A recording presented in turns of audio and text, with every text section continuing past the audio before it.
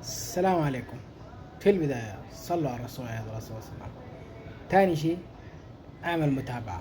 اعمل متابعة. يلا يلا يلا اعمل متابعة عشان نمشي الموضوع.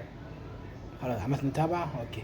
كريستيانو رونالدو اليوم بعد مباراة الصحفي سأله، قال له: يا كريستيانو يا رونالدو، انت قبل عمر ال30 سنة مسجل 52 هدف مع المنتخب يا رجل.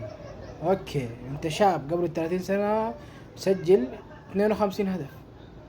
بعد ال30 سنة يا انسان انت مسجل 78 هدف يا رونالدو. كيف كذا يا رونالدو؟ كل ما تكبر كل ما تتوحش. رونالدو رد عليه قال له: الارقام هنا لا تحترم. الارقام عندي هنا، انا كريستيانو، الارقام عندي ما احترمها. احطم كل شيء، لا اتوقف. وقال له ايضا: انا باقي لي سنوات بسيطة، عشان كذا هدفي استمتع، بس استمتع وامتعكم فقط. يا دون، يا دون.